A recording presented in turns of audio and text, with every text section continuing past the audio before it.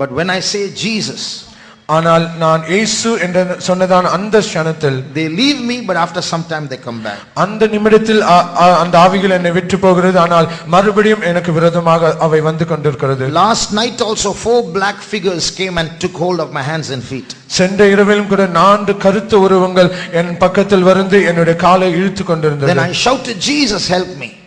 நான் இயேசுவே என்று நான் கத்தும்போது those figures left me, அந்த கருத்த உருவங்கள் என்னை விட்டு அகன்றது. But the man in the next bed died. ஆனால் எனக்கு இருந்ததான அடுத்த நபர் அடுத்த படுக்கையில் இருந்த அவர் மரித்து போனார். So death is not just an event of the soul departing from a body, it's a war that we have to face. ஆதலால் மரணம் என்பது நம்முடைய ஆத்மா நம்முடைய சரீரத்தை விட்டு பிரிகிறதான அந்த சம்பவம் மாத்திரமல்ல, அது ஒவ்வொரு நாளும் அதோடு போராடக்கூடியதான அது ஒரு யுத்தமாக இருக்கிறது. So for each one of us there's a Jordan that we have to cross. ஆதலால் நம்ம ஒவ்வொருவருக்கும் நாம் கடந்து செல்ல வேண்டியதான ஒரு யோர்தான் நதி உண்டு. Collectively as a church we have to cross a Jordan, which means something else. நாம் எல்லாம் ஒட்டுமொத்தமாக பொதுவாக நம்ம எல்லாருக்கும் கடக்க வேண்டியதான ஒரு யோர்தான் நதியும் உண்டு. It refers to a big warfare that we have to wage in the last days. கடைசி நாட்கள் நாம் போராட வேண்டியதான ஒரு பெரிய யுத்தத்தை அது குறிக்கிறது. Just before Jesus comes, there's going to be a major, you could call a world war between the church and the forces of Satan. கர்த்தராகிய இயேசு கிறிஸ்துவின் வருகைக்கு முன்பாக கர்த்தராகிய இயேசு கிறிஸ்துவுக்கும் இந்த அசுத்தாவிகளின் சேனைக்கும் ஒரு பெரிய யுத்தம் உண்டாகும் என்று நாம் அறிகிறோம். There are hints in the Bible that says that war is going to take place. வேதமும் அதை குறித்தே சொல்கிறது, அந்த யுத்தம் சீக்கிரமாக நடைபெற போகிறது. And this crossing of the river Jordan is one such hint. அந்த ஒரு தகவல் என்னவென்றால் இந்த யோர்தான் நதியை கடக்க வேண்டியதான அந்த ஒரு சம்பவமா இருக்கிறது. Read also Acts chapter 14 and verse 22. அப்போஸ்தலர் நடபடிகள் 14ஆம் அதிகாரம் 22ஆம் வசனத்தை வாசிப்போம். சீஷருடைய மனதை திடப்படுத்தி விசுவாசத்திலே நிலைத்திருக்கும்படி அவர்களுக்கு புத்தி சொல்லி, நாம் அநேக உபத்திரவங்களின் வழியாய் தேவனுடைய ராஜ்யத்தில் பிரவேசிக்க வேண்டும் என்று சொன்னார்கள். Confirming the souls of the disciples and exhorting them to continue in the faith, and that we must through much tribulations enter into the kingdom of God.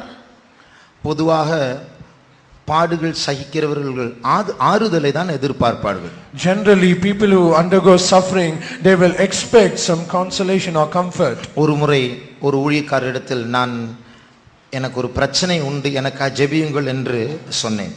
Once I went to a servant of God and I told him, I have a problem, please pray for me. அவர்கள் ஜெபித்து விட்டு என்னிடத்தில் சொன்னார்கள், கர்த்தர் சொன்னார், உங்களுக்கு கொஞ்ச நாள் பொறுத்து இதைவிட பயங்கர பாடு வர போகிறது. And after he prayed over me, he said, brother, in some more time or some more days, the problem is going to increase more than now you have. உடனடியாக என்னுடைய முகம் மாறிவிட்டது. Immediately my visage changed. அப்பொழுது அவர்கள் கேட்டார்கள், ஏன் முகம் மாறி இருக்கிறது? And he asked, why did your visage change? என் பாடு போகும்னு சொல்லிட்டு தான் நான் உங்ககிட்ட ஜெபிக்க வந்தேன், நீங்க சொல்றது இன்னும் நிறைய பாடு வர போகிறது. I came to you so that my suffering should go away from me, but you say there is more suffering for me. அப்போ ஆனால் இந்த வசனத்தை இப்போது வாசித்தோமே, but as we read this verse, அதிக உபத்திரவங்களோடு தேவனுடைய ராஜ்யத்திற்குள் பிரவேசிக்க வேண்டும் என்று அப்போஸ்தலர்கள் சொல்லி சீஷர்களை திடப்படுத்தினார்களாம். They confirming the souls of the disciples and exhorting them to continue in the faith, that we must through much tribulation enter into the kingdom of God. அப்போ இந்த செய்தி ஒரு யுத்தம் வர போகிறது என்று நம்மை பயமுறுத்த கூடாது, நம்மை திடப்படுத்த வேண்டும். The message that there is going to be a great warfare, it should not threaten us, but it should encourage us. ஒரு யுத்த வீரனுக்கு யுத்தம் என்று சொன்னால் பயம் வரக்கூடாது, சந்தோஷம் வர வேண்டும். For a true soldier, when he hears a word war, he should not get fear, but he should have a joy within him.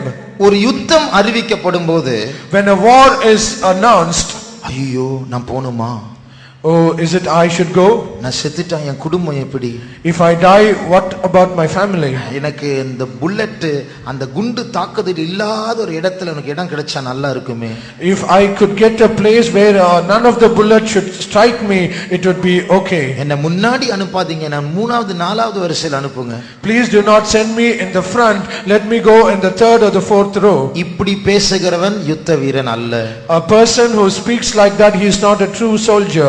அதற்கு மாறாக But on the contrary, யுத்தம் அறிவிக்கப்படும் போது but when a war is announced, ஒரு வீரனுக்கு ஒரு சந்தோஷம் வந்தால், when a soldier has a joy within him, என் தேசத்தை பாதுகாக்க எனக்கு ஒரு வாய்ப்பு கிடைத்திருக்கிறது, I got an opportunity to save my nation. எத்தனையோ காலத்திற்கு பிறகு என் சத்ருவை நான் நேரடியாக சந்திக்கிறதான நாள் வந்திருக்கிறது. After so much of days, a day has come so that I am going to meet my enemy.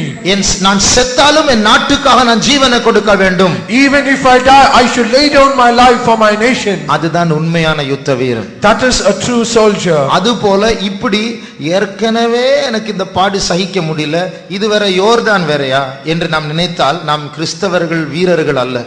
So also if we say already I am having so much of problems, now what is this Jordan, then if we say so, we are not a true Christian or a true soldier. இந்த சபைக்கு நாம் வந்த காரணம் வசதியை தேடும்படியாக அல்ல, இந்த பூமியில் வாழும்படியாக அல்ல, பத்திரமாய் பரலோகத்திற்கு சேரும்படியாக நாம் வந்திருக்கிறோம். The reason that we have come to this church is not that we have a comfortable life, but we should reach heaven safely. ஆகையால் இந்த கடைசி நாட்கள் ஒரு பெரிய யுத்தம் வரப்போகிறது. So in these last days we are going to have a great warfare. இந்த யுத்தம் கர்த்தரால் நியமிக்கப்பட்ட ஒரு யுத்தம். And this warfare is something that is appointed by God himself. இந்த யோர்தான் நதி அந்த கடைசி கால யுத்தத்தை காட்டுகிறது. This Jordan river, it speaks about the war that is in the last days. ஒரு விதத்தில் சொல்லப்போனால் இந்த யுத்தம் ஏற்கனவே ஆரம்பித்து விட்டது. In one sense, if we say this battle or war is already started. ஒரு முறை ஒரு வாலிப பிள்ளை ஒரு தவறை செய்தாள். Once a young girl, she committed a fault. அப்பொழுது அந்த சபையில் இருக்கிற ஊழியக்காரர்கள் அந்த பிள்ளை கண்டிப்பாய் கண்டிக்க வேண்டும் என்று சொல்லி ஒரு ஊழியக்காரர் சகோதர மூப்பன் கிட்ட கொண்டு போனார். And a servant of God, he said that girl should be rebuked compulsorily, and she was taken with a servant of God. அப்ப அந்த மூப்பன் சொன்னார், but that elder said, கண்டிக்கிறது ரொம்ப easy, condemning or rebuking is very easy. தண்டனை கொடுக்கலாம் ரொம்ப easy. Giving punishment is very easy. ஆனா ஒரு காரியத்தை உணர்ந்து கொடுக்க வேண்டும். But we should make her to understand. இந்த வாலிபர்கள் வாழுகிற காலத்தில் இருக்கிற போராட்டம் நமக்கு இல்லாத போராட்டத்தை தான் இப்பொழுது அவர்கள் சந்திக்கிறார்கள். All the strife and the things that the youths are facing nowadays, it is more than that we face in our days. நம்முடைய காலத்துல இன்டர்நெட் இல்ல, செல்போன் இல்ல, ஒன்றும் இல்லை. இப்போது அநேக வசதிகளை கொடுத்து பிசாசு ஏமாற்றுகிறான், சோதிக்கிறான். In our times there were no internet, there were no mobile phones, nothing of all these facilities, but now the devil is giving all such facilities and he is trying to defile them. இந்த காலத்தில் நாம் பிறந்திருந்தால் இதை ஜெயித்திருப்போமா? Had we been born in this time, would we have overcome that? அதை சிந்தித்து அதை யோசித்து கண்டிக்க வேண்டும். And we should consider and we should think that and we should condemn her. அது உண்மைதான் பிரியமானவர்களே. அநேக தீய சக்திகள் பாதாளத்திலிருந்து சபைக்கு விரோதமாய் எழும்பி இருக்கிற காலம் இந்த காலம். It is indeed true, beloved, there are so many evil powers that has come out of hell to defile people. Mary Baxter என்கிறதான ஒரு சகோதரி நரகத்திற்கு போனார்கள். A sister called Mary Baxter, she went into hell. 30 நாட்கள் தொடர்ச்சியாக அவர்களுடைய ஆவி அவர்களை விட்டு பிரிந்து விடும். அவர்கள் நரகத்தினுடைய பல பாகங்களை கண்டு மறுபடியும் காலையில் அவருடைய ஆத்மா அவருடைய ஆவி சரீரத்தோடு சேர்ந்து விடும். For 30 continuous days her spirit will depart from her body and it will go to hell and see all those things and come back to her body once again. அவருடைய அனுபவங்களை ஒரு புத்தகத்தில் எழுதினார்கள். And she narrated experiences in a book. அவருடைய சாட்சியை நான் கேசட்டில் கேட்டேன். And I happened to hear a testimony in a cassette. அடிக்கடி அவர்கள் கெஞ்சி சொல்வார்கள், தயவு செய்து யாரும் இதை கேட்கிற யாரும் நான் கதையை சொல்றேன்னு நினைக்காதீங்க, நான் பார்த்தது உண்மை, தயவு செய்து நம்புங்க என்று அடிக்கடி சொல்லி தான் அந்த சம்பவங்களை சொல்வார்கள். Often she would plead and request everyone as please do not hear this as a ordinary story. It is all that I have experienced truly and I have said and I happen to hear all this. அப்பொழுது அவர்கள் சொன்னார்கள், நரகத்திற்கு போகும்போது பூமியிலிருந்து பாதாளத்துக்கு போகும்போது ஒரு சுரங்கத்தின் வழி ஒரு டனல் வழியா அவர்கள் போவார்கள். And when she narrated, when we go from this earth to hell, there is a tunnel that we have to cross through. அந்த டனல் இருட்டான ஒரு டனல், ஒரு மங்கின ஒரு வெளிச்சம் தான் இருக்கும். That tunnel is very dark and we have only a dim light. அதுல போகும்போது அவர்கள் ஒரு காட்சியை பார்த்தார்கள். And while they were traversing through the tunnel, they happened to see a scene. அந்த டனலுடைய சுவரில் அநேக தீய சக்திகள் ஒட்டி கொண்டிருக்கும். On the walls of the tunnel, this evil powers will be stuck on that walls. இவர்கள் நேரா போகும்போது இந்த ஆவிகள் பாய்ந்து அவளை பிடிக்க பார்க்கிறது. And while they were traversing straight in the tunnel, these evil spirits will try to grab them. ஆகையால் அவள் பார்த்து தான் அப்பப்போது அப்படி அந்த ஆவிகளுடைய பிடியிலிருந்து தப்பி தான் உள்ளே போக வேண்டும். And they should try to somehow escape and dodge all these evil spirits, and they should go to the end. அப்பொழுது இந்த சகோதரி இயேசுவிடத்தில் கூட வந்து கொண்டிருந்த இயேசுவிடத்தில் கேட்டார்கள். And this sister asked Jesus, who was also coming along with her, ஆண்டவரே, இந்த ஆவிகள் இங்க என்ன பண்ணிட்டு இருக்கு? பாதாளத்துல தான் இருக்கணும், இந்த சுவர் பக்கத்துல என்ன பண்ணிட்டு இருக்கு? Oh Lord, why is these spirits all are stuck here? They should supposed to be in hell. Why are they in these walls? அப்பொழுது இயேசு சொன்னாராம், ஏற்ற நேரத்தில் காலம் வரும்போது பூமிக்கு அனுப்பப்படும்படியாக காத்திருக்கிற ஆவிகள். And Jesus replied, these are the spirits at the appointed time they should be released to the earth so that they might defile earth. அப்ப பல தீய சக்திகள் இப்போது பாதாளத்தில் எழும்பி பூமியை தாக்க வந்திருக்கிறது. So all this evil spirit, they are all set to target earth so that they might defile us. அவர்களுடைய முக்கியமான டார்கெட் கிறிஸ்தவர்கள். And their important target is Christians. அதில் முக்கியமான டார்கெட் பெந்தேகோஸ்தே ஜனங்கள். And among the Christians is the Pentecostalists. அவர்கள் மத்தியில் ஆவிக்குரிய ஜீவிதத்தில் வளர்ந்து இயேசுவை போல மாற வேண்டும் என்று ஆவிக்குரிய காரியங்களை நாடுகிறவர்கள் தான் பிசாசுக்கு முதல் குறி.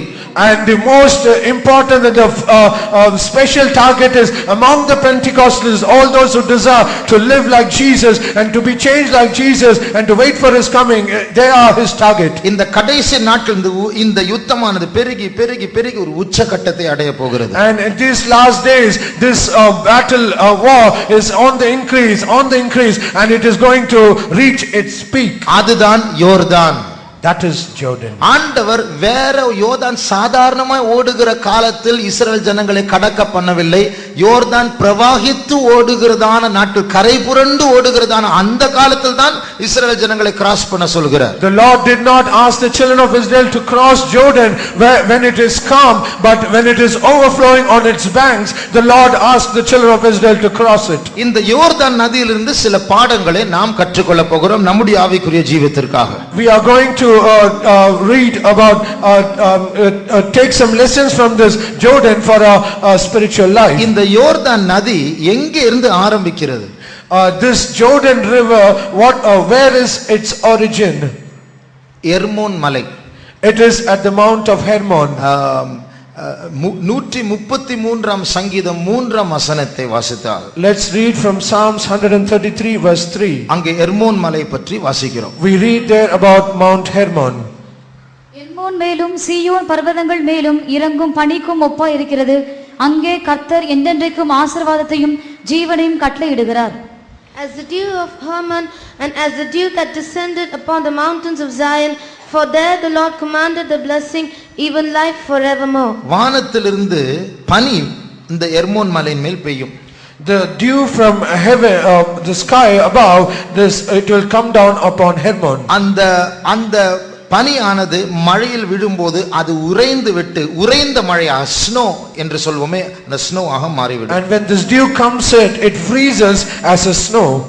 அந்த ஸ்னோ, அந்த உறைந்த மழை வெயில் பட்டு உருகும் போது அது யோர்தான் நதியாக மாறிவிடுகிறது. And this snow, when it melts, it becomes river Jordan. ஆகையால் யோர்தான் நதி என்று சொன்னால் கடைசி நாட்களில் தேவனுடைய ஜனங்கள் சந்திக்க போகிறதான யுத்தங்கள், பாடுகளை காட்டுகிறது. So when we say river Jordan, it speaks about the sufferings and all the battles that the people of God has to encounter. இந்த யுத்தம் என்று சொன்னால் நாம் பட்டயத்தை பார்க்க மாட்டோம், இரத்தத்தை பார்க்க மாட்டோம். When we say battle, we will not see about the sword or blood. ஆனால் பிசாசு தந்திரமாக நம்முடைய ஜீவியத்துக்கு விரோதமாக செயல்படுவார். But subtly the devil will try to work in our life. நமக்கு சில இழப்புகள் உண்டாகும். we might have to have some losses. நம்முடைய வாழ்க்கையின் பயணத்தில் சில வேதனைகள் உண்டாகும். In the journey of our life we will have some pains. ஆனால் அதன் மத்தியில் ஓடிக்கொண்டே இருக்க வேண்டும். But amidst that we should continue to run. அப்ப இந்த எர்மோன் மலை எதை குறிக்கிறது? What does this Mount Hermon show? இது இந்த எர்மோன் மலையில் இருக்கிறதான அந்த உறைந்த மழை, அந்த ஸ்னோ வானத்திலிருந்து வருகிறதான பனியிலிருந்து உருவாகுகிறது. And the snow that is on Mount Hermon, it is the dew that comes down from heaven.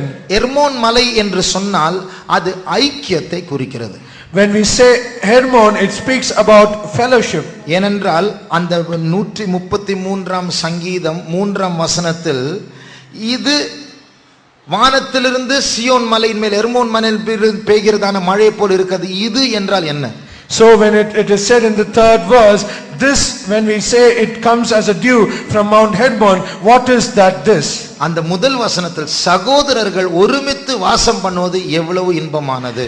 The verse 1, it gives the answer, behold how good and how pleasant it is for brethren to dwell together in unity. ஆகையால் எர்மோன் மலை ஒரு ஐக்கியத்தை காட்டுகிறது. So this Mount Hermon, it speaks about fellowship. ஐக்கியத்தில் இரண்டு விதமான ஐக்கியம் உண்டு. In fellowship we have two types of fellowship. ஒன்று பரிசுத்தவான்களின் ஐக்கியம்.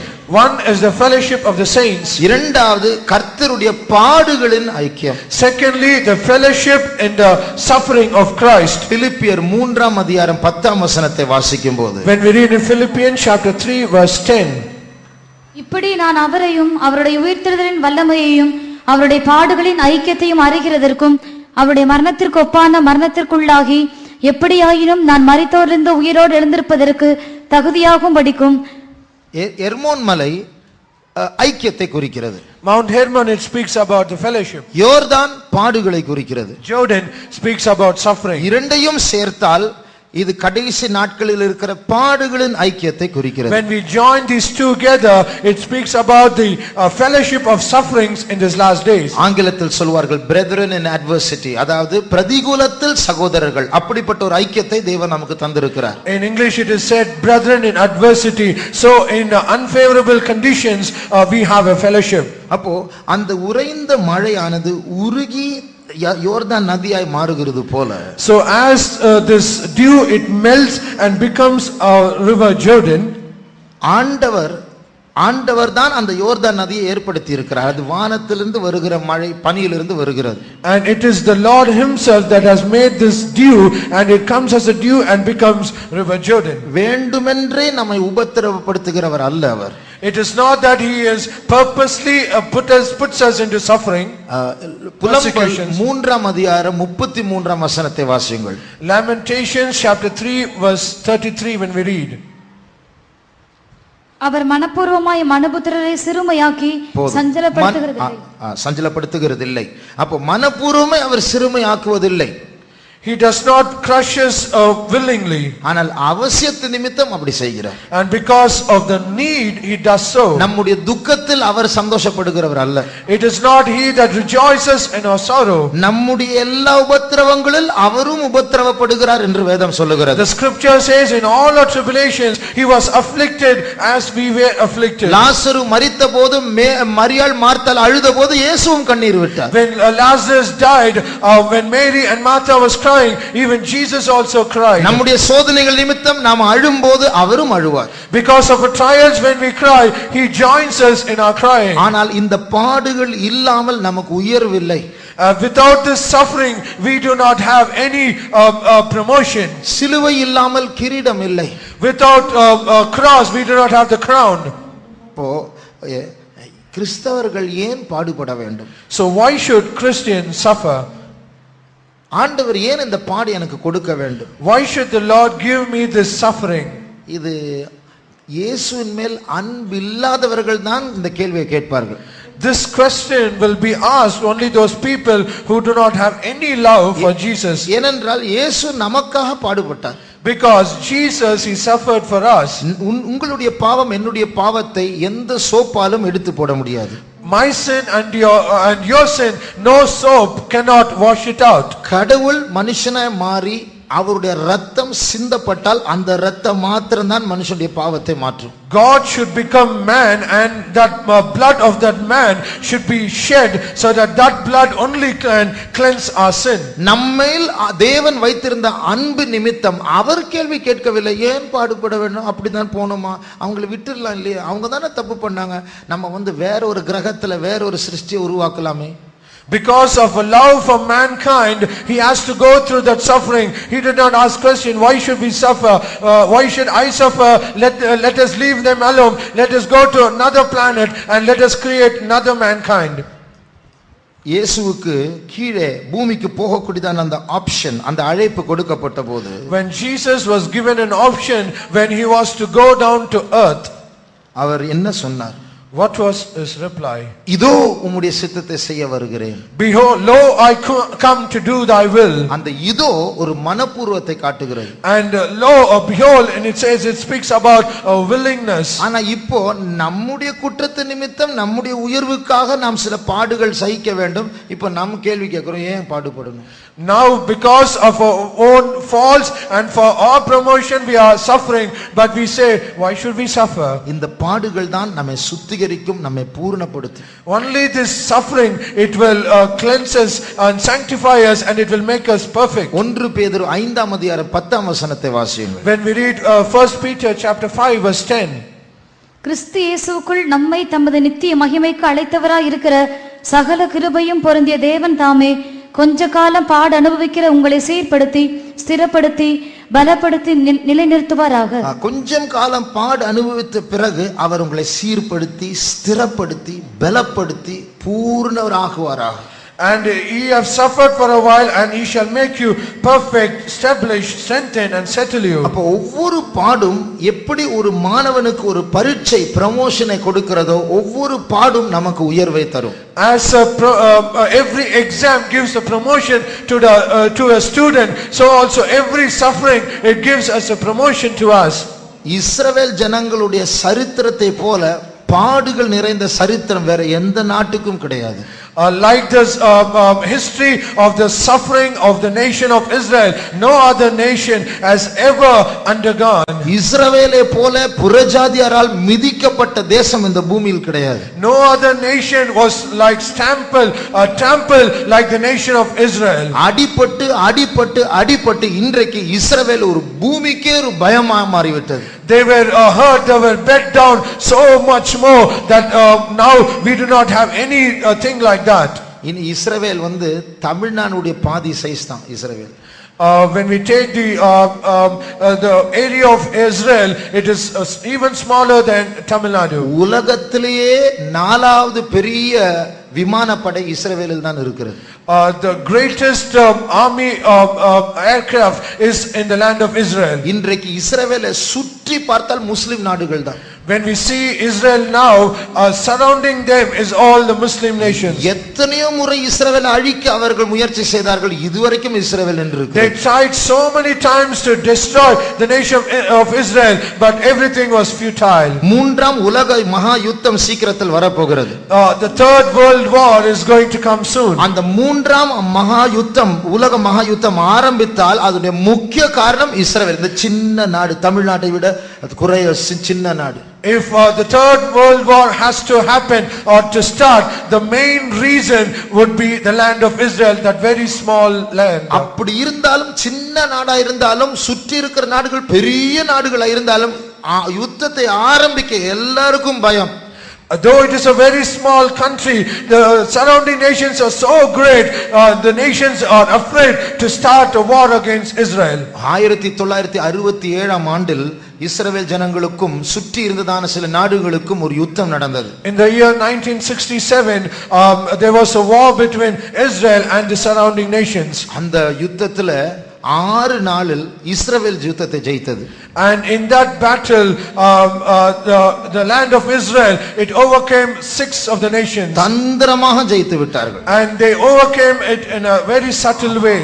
அதனால தான் இப்பொழுது எல்லாரும் பயப்படுகிறார்கள். And because of that, all these nations are very afraid of Israel. அதுபோல தான் தீய சக்திகள் நமக்கு விரோதமாக ஆவிக்குரிய இஸ்ரவேலுக்கு விரோதமாக எழும்ப போகிறது. So also this evil spirit, they are going to come against we as a spiritual Israel. ஆனால் அந்த எழுத்தின் பிரகாரமான இஸ்ரவேல் ஜனங்கள் அடிபட்டு நசுக்கப்பட்டு சாகாமல் உயர்த்தப்பட்டிருக்கிறார்களோ, As the literal Israel, though they were beaten to death and they trampled, they did not die, but as they rose up, இதே போல நமக்கு விரோதமாக ஆண்டவர் அநேக சத்துருக்களை அனுப்ப போகிறார். so also the Lord is going to send so much of enemies against us, ஆனால் நாம் சாக மாட்டோம். but we will not die. இந்த யோர்தான் நதி அதனுடைய ஆரம்பம் எர்மோன் மலை.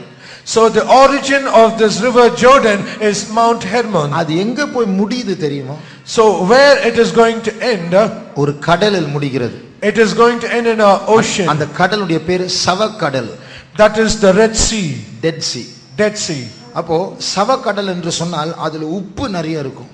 When we say Dead Sea, it is filled with salt. அந்த சவக்கடல் என்று சொன்னால் இஸ்ரவேலில் இப்பொழுது இருக்கிற ஒரு கடல் அது. When we say the Dead Sea, it is now a sea in the land of Israel. அதுல அதிக உப்பு இருக்கிறபடினால் அந்த கடலுக்குள்ள யாரும் மூழ்க மாட்டாங்க. Because of the abundance of saltness, nobody will ever stay there. என்னுடைய தகப்பன் அங்க போய் இருக்கிறார். My father happened to visit there. அங்க தண்ணிக்குள்ள குதிச்சா ஆழத்துக்குள்ள போனா கூட யாரும் போக மாட்டோம், மேல தான் மிதக்கிட்டு இருப்பாங்க. Even though we dive into that waters, we will never go into the depth, we will just float upon the waters. அதனுடைய அர்த்தம் என்ன? What is the meaning of that? பேரு டெட் சி, சவக்கடல், சாகும்படியாக ஏற்படுத்தப்பட்ட கடல். That is the sea that is ordained for death. தண்ணீர் வாரி கொண்டு போகும்படியா வருகிறது. The floods is going to come to swallow us up. அந்த சோதனை நம்மை அழிக்கும்படியா வருகிறது. This trial is going to come to destroy us. ஆனால் அழிவு வராது. But destruction will not come upon us. அந்த எர்மோன் மலையிலிருந்து தேவனுடைய அன்பு நிமித்தம் தேவன் அனுப்புகிறதான இந்த பாடுகள், The sufferings that as the dew that comes down from Mount Hermon, as it comes as a suffering to us. நாம் அழுகையின் பள்ளத்தாக்கில் நடந்தாலும், Though we walk in the valley of tears, நாம் பாடுபடுகிறதா அந்த நேரத்தில் பரம தகப்பன் நமக்காக அவர் உருகுகிறார். while we were in the times of suffering, our heavenly Father, He also melts for us. ஆகையால் அவர் அனுமதிக்கிறதான அந்த சோதனைகள் நாம் மடிந்து போக மாட்டோம். So the trials that He allows us in our life, we will not be destroyed in them. பிசாசை நம்முடைய வாழ்க்கையில் அவர் அனுமதிக்கும் போது அவன் கொல்ல வருவான், ஆனால் அதனுடைய ரிசல்ட் அவன் நசுக்கப்படுவான், நாம் உயர்த்தப்படுவோம். When God allows such trials in our life, devil will try to come and destroy us, but it is not we who would be destroyed, but it is the devil that will be destroyed. பேதுருவே, சாத்தான் உன்னை கோதுமை சுலகினால் புடைக்கிறது போல உன்னை புடைக்கும்படியாக என்னிடத்தில் சாத்தான் அனுமதி கேட்டான். And looking unto Peter, the Lord said, devil has asked permission that he might sift you as a wheat. ஆனால் நான் உன்னை தொட வேண்டாம் என்று சொல்லவில்லை. But I did not say that he should not touch you. சரி போ என்று தான் சொல்லியிருக்கிறேன். And I've said, okay, you can go. ஆனால் நான் உனக்காக ஜெபிக்கிறேன். But however, I have prayed for you. நீ அது இந்த சோதனை நிமித்தம் நீ குணப்பட வேண்டியதான சில பகுதிகள் உண்டு. And through this trial, there are something that you should be healed of. நீ குணப்பட்ட பிறகு உன் சகோதரர்களை ஸ்திரப்படுத்து. After you are established, you go and establish your brethren. ஆகையால் இந்த கடைசி நாட்களில் நடக்க போகிற இந்த போரில், So in this battle, in the war, that in these last days, சாத்தான் நம்மை வாரி கொண்டு சவக்கடலில் போடும்படியா வருவான். and Satan will come so that he might gather us together and he should cast out into the Dead Sea. ஆனால் நாம் மூழ்க மாட்டோம். But we will not drown. நாம் சாக மாட்டோம். We will not die. கர்த்தர் நம்மை இது நிமித்தம் உயர்த்த போகிறார். The Lord is going to exalt us because of this. அவரை நம்பினவர்கள் வெட்கப்பட்டு போனதில்லை. All those that hope in Him, they will never be put to shame. எந்த சத்ரு நம்மை கொல்லும்படியா வந்ததோ, The very adversary that comes against us to kill us, அந்த சத்ரு நம்மை உயர்த்தி தான் போகும். and that adversary will exalt us on the contrary. ஒரு கதை இப்படி உண்டு. There is a story like this. ஒரு மனுஷனுடைய ஒரு கழுதை ராத்திரி நேரத்தில் அவருடைய வீட்டில் இருக்கிற ஒரு காலியான கிணற்றுக்குள் விழுந்து விட்டது. A donkey of that man, in the morning it drowned in a well. மனுஷன் யோசிச்சார், கழுதைக்கு வயசாயிடுச்சு, கிணறும் வேஸ்ட் ஆயிருக்கு என்று சொல்லி நிறைய ரப்பிஷ் மண் கல்லுலாம் எடுத்துட்டு இதை கிணறையும் மூடிடலாம், கழுதையும் புதைச்சிடலாம் என்று சொல்லி ராத்திரியோடு எல்லாம் மண்ணெல்லாம் வந்து கொட்டிட்டு அந்த இருட்டில் அவளை கொட்டிட்டு போயிட்டார். And he said, the donkey is old and the well is of no use, so let me bury this donkey along with the well. And he took all the rubbish and stones and put everything, and he buried the donkey. கிணறு நிறைந்திருக்கும் என்று சொல்லி அவர் போய்விட்டார். And he thought that a well would be to the full, and he went off. காலையில வந்து பார்த்தா கிணறு மூடி இருக்கான கழுதை வெளியில நிக்குது. And in the morning when he saw it was indeed the well was full, but the donkey was out of the well. கழுதை என்ன பண்ணிடுச்சு தெரியுமா? What did this donkey do? இவர் மண்ணை கொட்ட கொட்ட முதுகுல இருக்கிற மண்ணை உதறி அது மேல நிக்க ஆரம்பிச்சது. And as this man was pouring out all this mud and sand upon the donkey, it shook off the dust, and it came above the dust. இவரை இந்த கழுதையை புதைக்க வேண்டும் என்று போட்ட மண்ணு இந்த கழுதைக்கு படியாக உயர்வதற்கு படியாய் மாறிவிட்டது. This mud that was poured upon the donkey to bury it, it became a stepping stone for this donkey to come out of the well. அதுபோல இந்த யோர்தான் நதி நம்மை சாகடிக்கும்படியா வருகிறதான நதியானது நம்மை கானான் தேசத்துக்குள் உயர்த்தும்படியாக நதியாய் மாறி விடுகிறது. So also this river Jordan, it comes so that it might destroy and to take over us.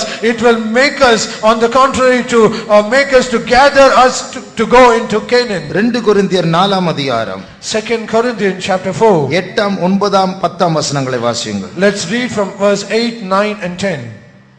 நாங்கள் எப்பக்கத்திலும் நெருக்கப்பட்டும் ஒடுங்கி போகிறதில்லை, கலக்கமடைந்தும் மனமுறிவடைகிறதில்லை, துன்பப்படுத்தப்பட்டும் கைவிடப்படுகிறதில்லை, கீழே தள்ளப்பட்டும் மடிந்து போகிறதில்லை.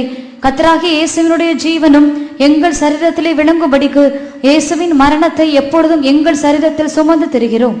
பாருங்கள், கிறிஸ்து இயேசுனுடைய ஜீவன் நமக்குள் வெளிப்படும்படியாக அவருடைய மரணத்தின் சாயலே நாம் தரித்திருக்கிறோம். We are put on the death of Jesus, saying that so that the life of Jesus might be manifested in us. நமக்குள் நம்முடைய வாழ்க்கையில் பாடுகள் வர வர, சாவுக்கேதுவான பாடுகள் வர வர, கிறிஸ்துவின் ஜீவன் தான் நம் மூலமாய் வெளிப்படுகிறது. So as this deadly suffering, it is coming more and more unto us, the life of Jesus, it is on the increase.